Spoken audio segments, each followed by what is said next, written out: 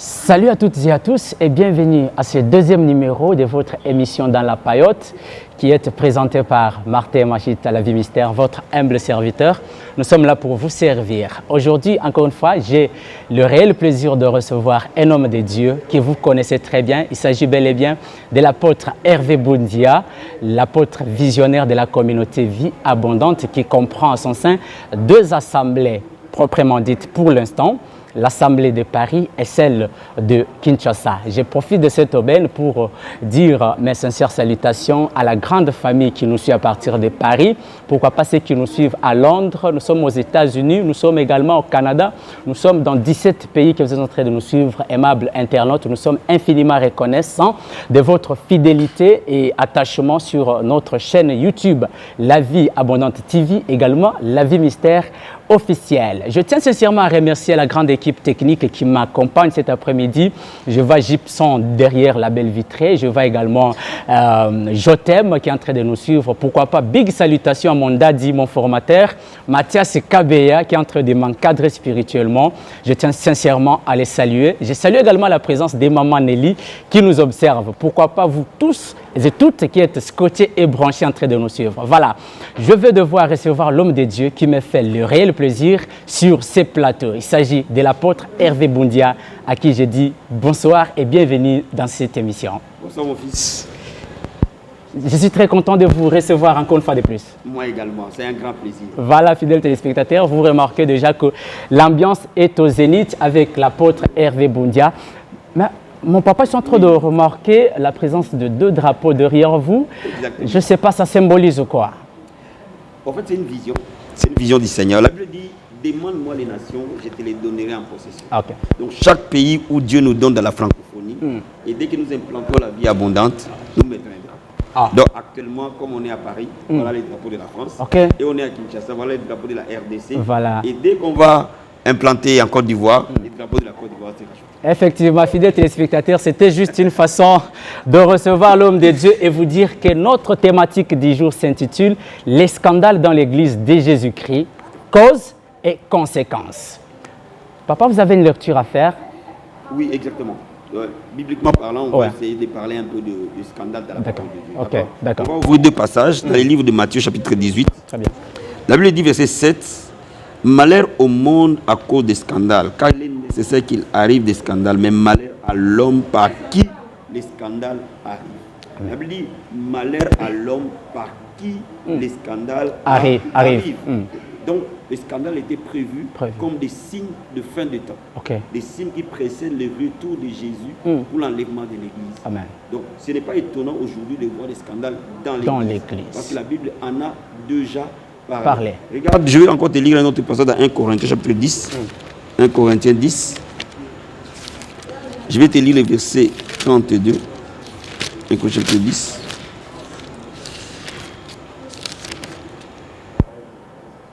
J'ai lu la parole de Dieu. Amen. Ne soyez en scandale ni aux Grecs, ni aux Juifs, ni à l'Église de Dieu.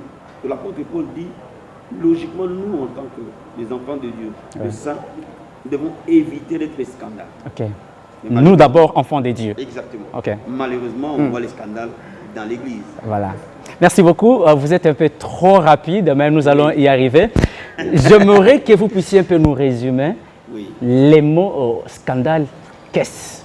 Le scandale peut représenter les désordres. Un désordre caractérisé peut représenter un événement infâme, c'est-à-dire un événement honteux. Peut représenter, en d'autres termes, le péché caractérisé. Et puis ça peut aussi représenter un bordel. Amen. Tu vois, lorsque le désordre est très élevé, lorsqu'il y a des interdits deviennent normales. Les choses qui ne doivent pas se faire, commencent à se faire dans l'église de Jésus, on parle de scandale. Amen, amen. Fidèles internautes, nous sommes en train de continuer avec notre émission Dans la Paillote. Permettez-moi de faire également une mention spéciale à notre label de production qui nous accompagne. Il s'agit de MJ Pro. C'est une maison de production. Si vous voulez vraiment nous contacter afin que nous puissions vous accompagner et immortaliser vos moments forts de la vie, MJ Pro est là bien disposé pour vous accompagner. Voilà. Papa, nous aimerions encore parler un peu sur comme nous parlons du scandale, nous aimerions savoir si le scandale est-il reconnu dans la Bible et que dit-elle concrètement? Parce que vous étiez un peu trop rapide d'entrée de jeu, mais je voudrais que vous puissiez un peu y revenir pour que nous puissions être suffisamment informés. Parmi les signes que la Bible parle de la fin des temps, Ouais, nous verrons le scandale dans l'Église. dans l'Église. Jésus dit, ce n'est pas tous ceux qui disent Seigneur, Seigneur, Seigneur, qui entrent dans le royaume de Dieu. C'est vrai. La Bible dit, les gens diront ce jour-là, nous avons chassé des démons à ton nom, nous avons guéri les malades à ton nom, nous avons prophétisé à ton nom. Je les dirai, je ne vous connais pas, parce que vous êtes des agents d'iniquité. D'iniquité. En fait, le scandale est l'œuvre de l'iniquité dans l'Église. Dans l'Église. Quand l'iniquité commence à entrer dans l'Église et à s'y installer, on parle de scandale. Mais en réalité, ce sont des signes de fin des temps. Alors, il y a de ces péchés que les hommes de Dieu, les serviteurs de Dieu font en coulisses, alors hors caméra, donc ce péché chéri qu'on ne peut pas voir facilement. Et cela aussi peut être considéré comme étant un scandale dans une église. En fait, j'ai essayé de catégoriser un tout petit peu quelques péchés qui sont considérés aujourd'hui, considérés qui sont vraiment des choses scandaleuses. Scandaleuses, oui. Par exemple, les péchés sexuels dans la vie des serviteurs de Dieu. Aujourd'hui, on voit des serviteurs de Dieu qui se marient, qui se divorcent, qui se remarient. Et de péchés sexuels caractérisés dans l'Église, ça, c'est un scandale. Il y a aussi, par exemple, le scandale dans la doctrine. J'ai entendu un homme de Dieu aujourd'hui dire qu'il aime plus le prophète William Branham que Jésus. C'est un scandale. Ça, c'est un scandale. Mais pour vous qui n'êtes pas du message, parce que ceux qui sont dans le message, ils trouvent ça normal. Jésus est l'unique chemin qui nous amène auprès du Père. Il est l'unique voie. Donc, il est alpha et oméga. On ne peut pas les comparer à un être humain. Quand bien même, le prophète William Branham était un serviteur de Dieu. Ça, on le reconnaît. Amen. Mais le positionner au rang de Jésus, là, il y a un souci. Il y a un souci. Il y a aussi d'autres scandales de division aujourd'hui dans les églises. Des divisions, des détournements, la baisse des moralités, des probités et d'éthique dans l'œuvre du Seigneur. Ça pose un vrai problème. Est-ce qu'il y a-t-il d'autres types ou catégories de scandales à ajouter parce que vous êtes déjà dans la question qui devait intervenir? Donc, je pense que quand on parle de scandale, on parle d'un événement qui sort de ce qui peut être fait de manière ordinaire. Nous représentons Jésus. Nous sommes, c'est le symbole de Jésus pour le peuple. Donc, nous sommes redevables devant Dieu et devant les hommes. Amen. Je pense que nous ne pouvons pas être devant les gens, prêcher l'évangile et vivre une vie contraire à l'évangile. Ça pose un grand problème. Amen. Voilà, mesdames, messieurs, vous qui n'êtes pas encore abonnés sur La Vie Abondante TV, je vous donne l'occasion de vous abonner immédiatement. La Vie Abondante TV, également sur La Vie Mystère officielle. Abonnez-vous massivement pour nous donner du poids. Et enfin, ne pas rater l'exclusivité surtout de nos programmes parce qu'il y a de très bons programmes déjà conçus et préparés minutieusement pour vous et pour vous accompagner dans votre vie spirituelle avec Jésus-Christ. Alors, papa, notre thème du jour dit le scandale dans l'église de Jésus-Christ, cause et conséquences. Absolument. Ma question est la suivante. Qu'est-ce qui occasionne le scandale dans l'église de Jésus-Christ et beaucoup plus, surtout, j'insiste, auprès de leaders ecclésiastiques? Amen. Je pense que déjà la première des choses, c'est que beaucoup de personnes qu'on appelle hommes de Dieu ou serviteurs de Dieu, je pense qu'il y en a ceux qui n'ont pas reçu de vrai appel. Lorsque l'appel n'est pas vrai, lorsque l'appel n'est pas authentique, lorsque les raisons pour lesquelles nous servons Dieu ne sont pas la réponse à l'appel de Dieu, nécessairement il y aura des scandales. Amen. Nécessairement. Donc, quand quelqu'un se dit homme de Dieu, quand quelqu'un se dit serviteur de Dieu, il doit répondre à un appel. Et il doit être préparé à la tâche qu'il attend. Donc, quand nous avons des gens impréparés à être des serviteurs de Dieu, non appelés, et je peux rajouter, par exemple, aujourd'hui, il y a l'occultisme dans l'église de Jésus. C'est connu. C'est un scandale. Vous voyez? Donc, quand un homme de Dieu utilise la magie à la place de la puissance de Dieu, ça des scandales. C'est pourquoi ma question, je veux y revenir pour la meilleure compréhension. Ce qui occasionne en fait que les hommes de Dieu tombent dans ces scandales, est-ce le manque de possibilités, le manque de spiritualité ou, bon, je ne sais pas, la pauvreté, qu'est-ce qui occasionne normalement, concrètement? Déjà, comme je l'ai dit, quand tu n'es pas appelé Ouais. et tu dois conduire un peuple, quand un aveugle conduit les autres aveugles, il tombe. Ouais. Tu vois, Ouais. ça c'est déjà la première des choses. La deuxième des choses aussi, les désirs d'un agissement parfois rapide qui habitent aujourd'hui les hommes de Dieu. Vous voyez, moi je pense que Dieu bénit, mais Dieu bénit selon qu'on est fidèle dans des petites choses. Ouais. Il nous amène pas à pas. Amen. Amen. Et donc quand on veut avoir tout de suite, Ouais. ça pose parfois un problème et ça amène les gens à des scandales. Ah, vraiment. Je vois aussi l'homme de Dieu David qui était appelé, mais il était tombé. Je vois Samson qui était appelé, mais il tombe. Oui. Dans votre allocution, vous avez dit quand on n'est pas appelé, c'est facile de tomber. Alors avec ces hommes de Dieu qui avaient un appel de Dieu lui-même, mais ils ont fini par succomber. Il faut comprendre une chose, il n'y a pas des hommes de Dieu qui tombent dans la Bible, Ouais. qui ne se répandent pas. Amen. Donc si un homme de Dieu est tombé, et c'est là où on reconnaît, parce qu'en fait, tomber c'est une exception Une pour un exception. homme de Dieu, et non une règle. Ouais. Vous voyez, aujourd'hui, tomber ça devient une règle générale. Non, c'est une exception. Voilà, Vous voyez la nuance ou pas? je vois. Donc, quand un homme de Dieu tombe, c'est une exception. Et on reconnaît, si l'exception arrive, l'homme de Dieu se répand tout de suite. Ça va pas tout de suite. Vous voyez? Voilà. Donc aujourd'hui, déjà, parfois, ce n'est plus une exception, ça devient plus ou moins une règle générale. Voilà. Et les hommes de Dieu ne se répandent même pas. Voilà. C'est là, Pose un c'est problème. ça le problème. Donc, un homme de Dieu, lorsqu'il tombe, il ne doit pas rester par terre, il doit à tout prix se relever Absolument. et recommencer, poursuivre sa marche avec Christ. Quelques hommes de Dieu qui sont tombés dans la parole de Dieu, qui représentent effectivement une exception, Ouais. le Saint-Esprit les convainc. L'Esprit, quand il vient, il nous convainc du péché. C'est-à-dire qu'on ne peut pas porter la présence de Dieu et s'habituer au péché. Je pense que ce n'est pas possible, ce n'est pas Amen. faisable. Amen. Amen. Fidèles téléspectateurs, vous tous qui êtes en train de nous suivre, vous vous êtes agrippés en cours de diffusion. Nous sommes dans l'émission Dans la Paillote, présentée par moi-même, Martin Machita, la vie mystère, conjointement de mon invité, l'apôtre Hervé Boundia. Je rappelle qu'il est apôtre visionnel de la communauté Vie Abondante. Partout dans le monde que vous êtes en train de nous suivre, que ce soit en différé ou en présentiel, nous sommes en train de vous dire sincèrement merci de votre confiance que vous êtes en train de renouveler. La chose que je vous demande, c'est de vous abonner sur nos chaînes YouTube, La Vie Abondante TV et surtout aussi La Vie Mystère officielle pour nous permettre d'avancer. Mon daddy, je reviens à vous. Oui, je suis là. Après le scandale dans une église, quelles sont les conséquences qui peuvent en découler? Déjà, une église victime de scandale est affaiblie spirituellement. Amen. Disons-le. Cette église est affaiblie spirituellement. Donc elle a besoin d'une restauration. Et la restauration commencera déjà par la repentance même. La repentance. Ok. Mais aussi les sanctions disciplinaires. Il faut qu'il y ait des sanctions disciplinaires dans l'église. Amen. Quel que soit le rang de la personne. Ouais, ouais. Vous voyez, il y a des gens qui sont exemptés des sanctions disciplinaires. Mais pourtant, ces sanctions disciplinaires, c'est pour leur bien. Voilà. Donc je pense que les sanctions disciplinaires doivent être pour tout le monde dans l'église. Dans l'église. Il y a certains représentants des églises, des communautés, ils tombent, ils scandalisent d'abord le peuple de Dieu. Mais lorsque vous leur demandez de se repentir, il dit je ne peux pas parce que c'est ma vision.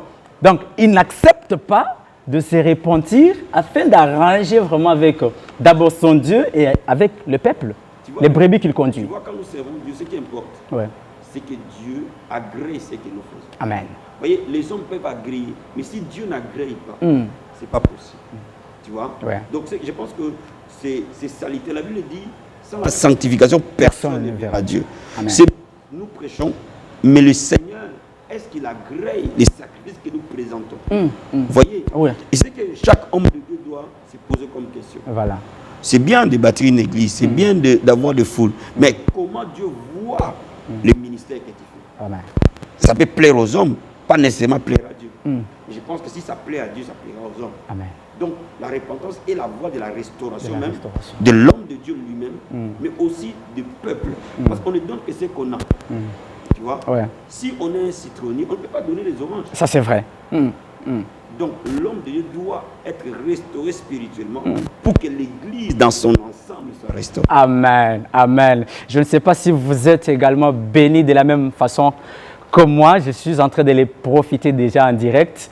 Je crois que c'est une grâce et une bénédiction particulière de recevoir dans cette émission l'homme de Dieu puissant et fort, l'apôtre Hervé Boundia. Je tiens à rappeler à l'opinion qu'il vit en France, particulièrement à Paris, pour être un peu précis. Alors, il y a des divisions notoires dans nos églises. Cela peut être aussi considéré comme un scandale? Absolument. Absolument. Quand vous regardez que les œuvres de la chair dans Galates, les divisions sont le résultat des œuvres de la chair. Quand nous devenons spirituels, en fait, en réalité, nous servons un même Dieu. Amen. Donc, si nous poursuivons un même but spirituel, il n'y a pas lieu de voir les divisions. Amen.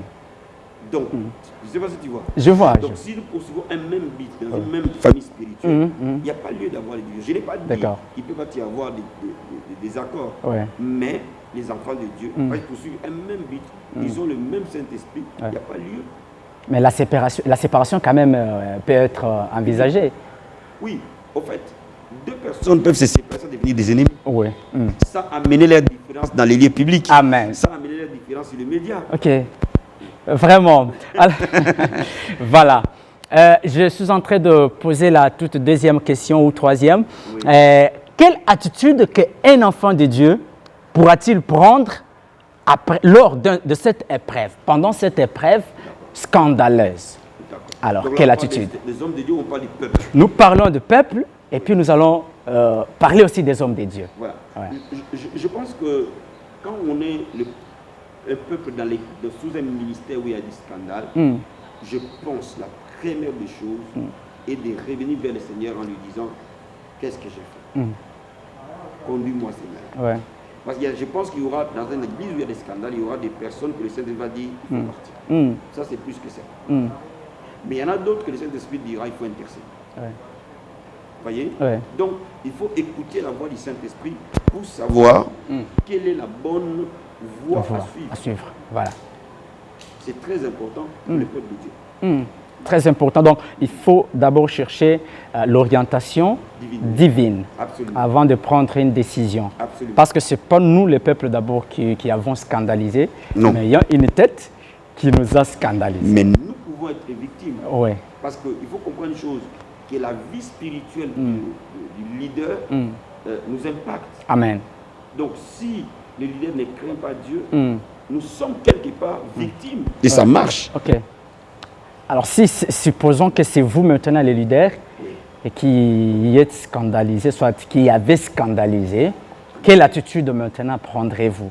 Je pense que la première des choses, c'est de se retirer un peu de l'activité publique et d'avoir le temps de demander de se repentir, d'être restauré spirituellement, de se libérer des causes de ces scandales. Ça, c'est très important. Maintenant, la troisième étape va consister à demander la direction de Dieu. Parce que je pense qu'aujourd'hui, il faut se poser la question, on peut servir Dieu sans vraiment être appelé par Dieu. Amen. Alors, si tu n'as pas été appelé au pastoral, va faire ce à quoi tu as été appelé. Mon papa, j'aimerais un peu avoir assez d'éclaircissement. Y a-t-il pas de ces scandales qui arrivent et après un scandale, et vous remarquez qu'il y a une percée, il y a des avancées significatives, il y a de croissance qu'on ne peut pas expliquer? En fait, lorsque cette croissance qui vient après un scandale, oui, se voit, si ça vient de Dieu, parce que toute croissance ne vient pas nécessairement de Dieu. Amen. Il faut vraiment bien comprendre ça. Tout succès dans les ministères ne veut pas dire nécessairement que c'est un ministère agréé par Dieu. Voilà. Mais si le succès vient de Dieu, cela veut dire qu'il y a eu une vraie repentance en amour. Amen. Amen. Amen.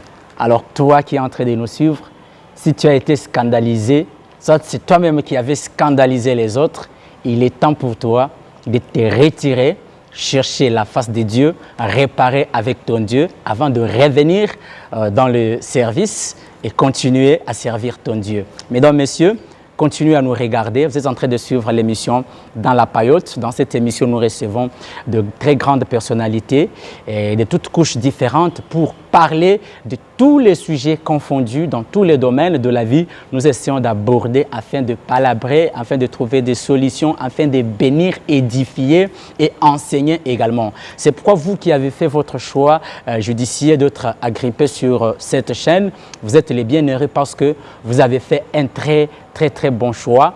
Je vous demanderai de vous abonner afin de partager également cette émission si vous êtes en train de l'admirer. Alors, je suis en train de demander encore une fois, il y a,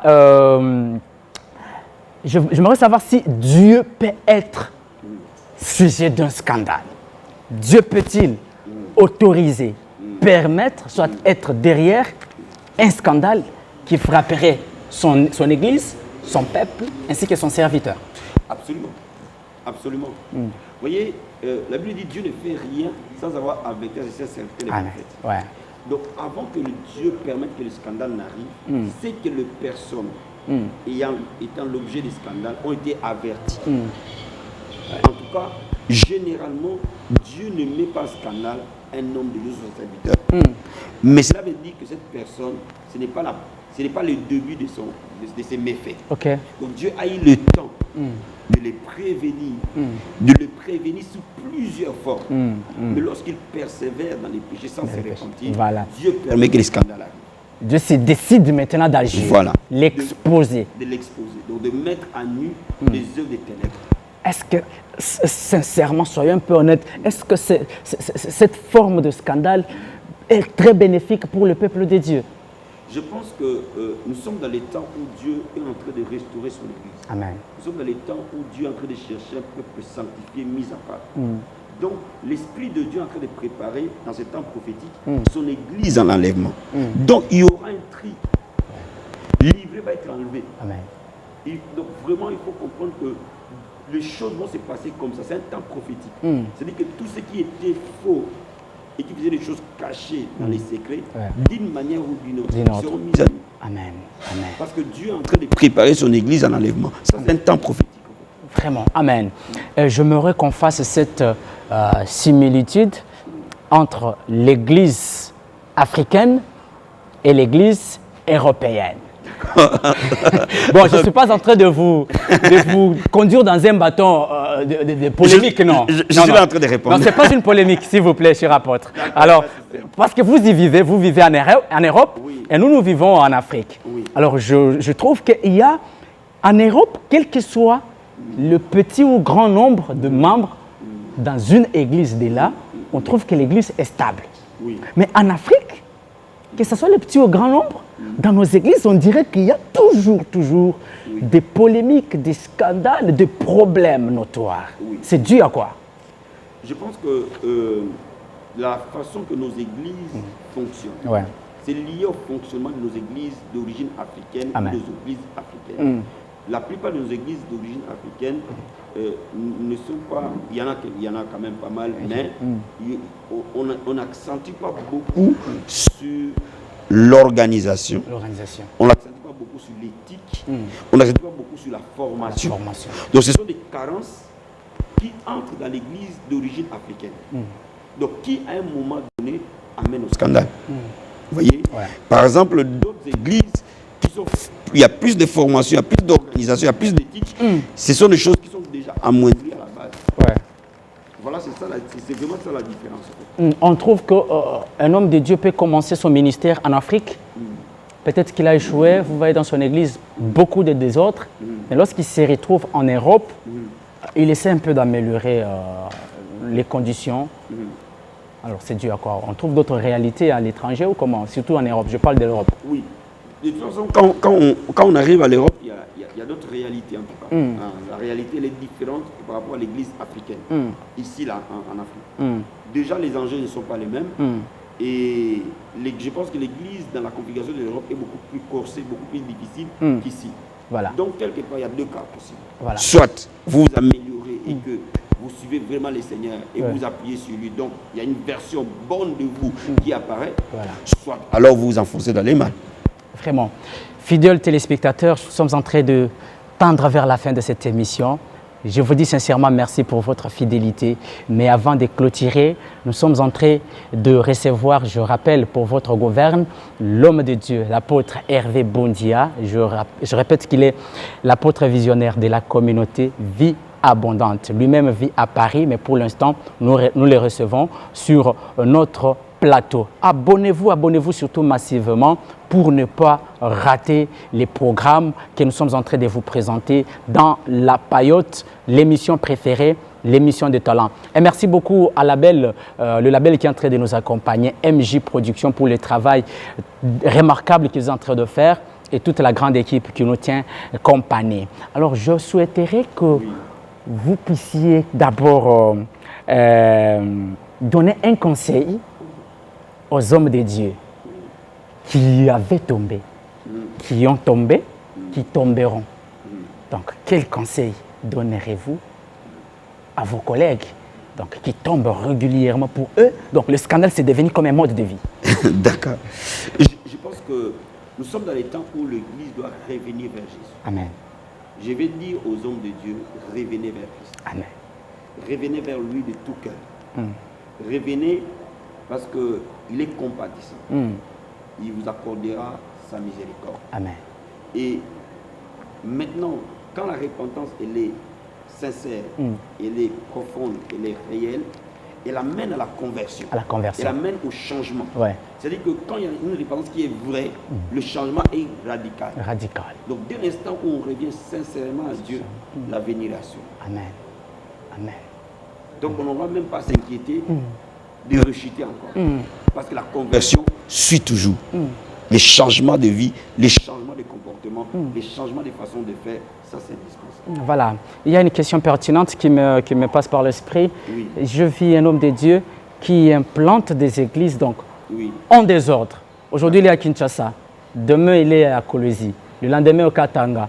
Alors, il n'y a pas un suivi réel et radical pour permettre vraiment le bon fonctionnement de ces églises qu'il est en train de bâtir. Est-ce que cela peut-il être considéré comme un scandale? Vous savez, les brebis doivent être suivies et accompagnées Amen. par un berger. Quand les brebis n'ont pas de berger, c'est la pire des choses qui peut arriver. C'est bien de bâtir les églises, mais c'est mieux d'accompagner physiquement et spirituellement ces brebis de Dieu. Donc, si on construit, on étend le royaume, il faut se préparer à ce que l'accompagnement aussi suive. Donc ça, c'est vraiment un conseil que je peux dire. L'implantation, c'est bien, mais il faut prendre le temps d'accompagner, d'être présent, de prier pour le peuple.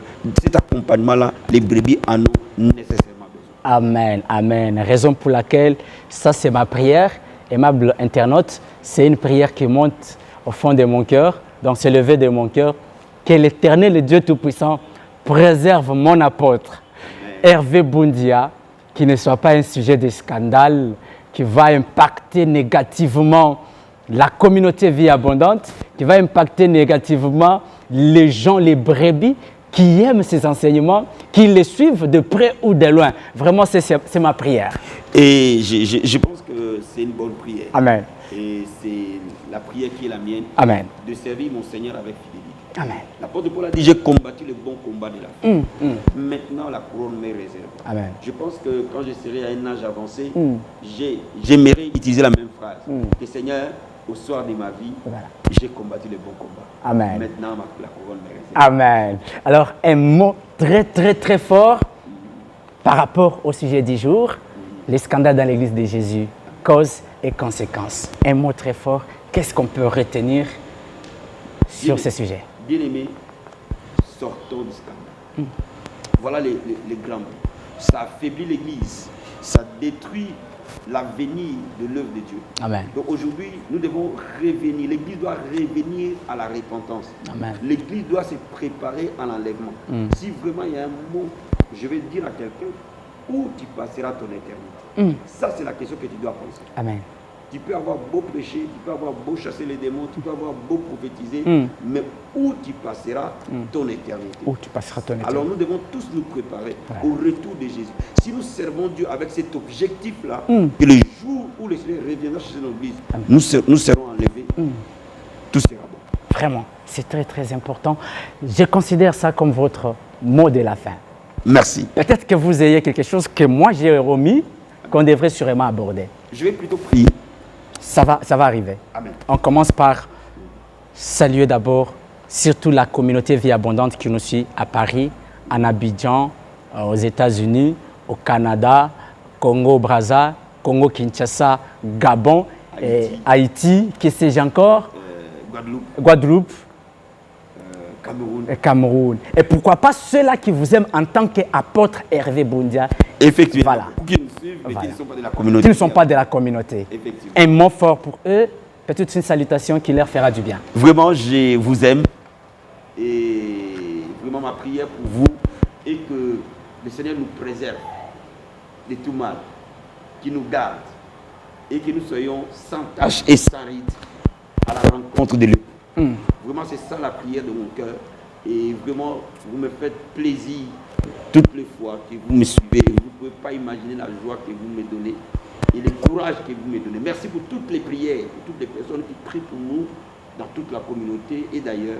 Vraiment, mon Seigneur vous bénira abondamment. Amen, amen. Je vous demande cette fois-ci de faire une prière d'intercession afin d'intercéder et demander la faveur et la miséricorde de Dieu sur la communauté Vie Abondante, sur l'Église de Jésus-Christ, donc l'Église universelle, donc afin que Dieu nous préserve, qu'on ne puisse pas succomber lorsque les tentations, lorsque les scandales frapperaient à notre porte.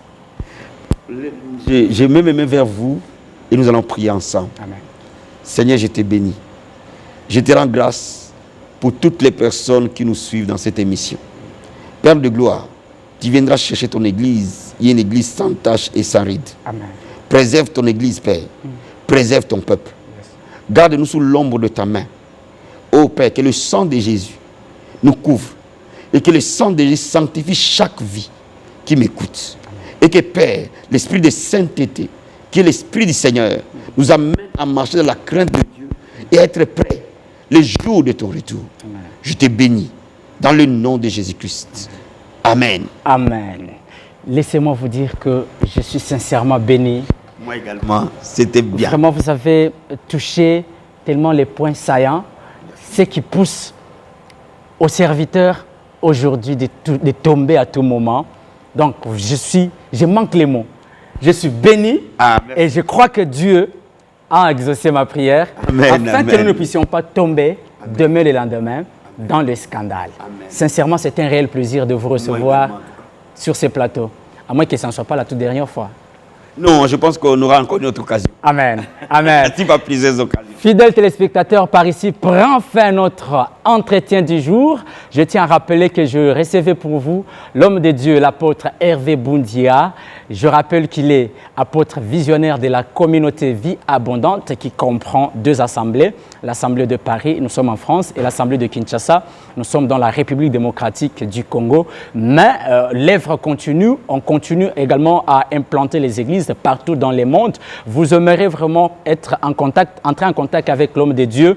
Vous aurez vraiment les coordonnées, par quel moyen contacter l'homme de Dieu. On va vous poster tout ça au bas de votre écran afin d'entrer en contact avec l'homme de Dieu. Je serais sûrement ingrat de ne pas reconnaître le travail impeccable de grande envergure abattu par la grande structure de production, MJ Production.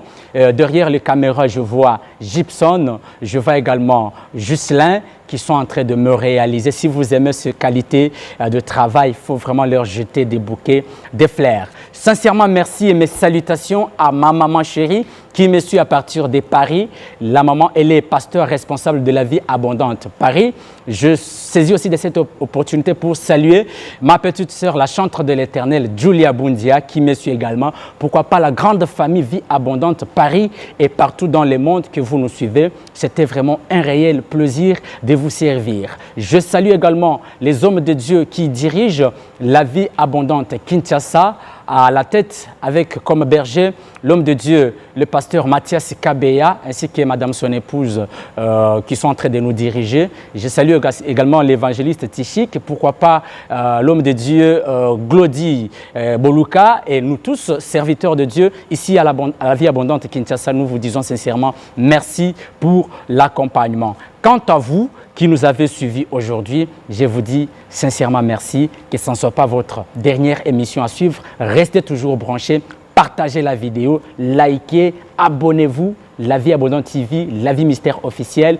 Martin Machut, La Vie Mystère, je vous dis merci et à la prochaine. Merci beaucoup mon père.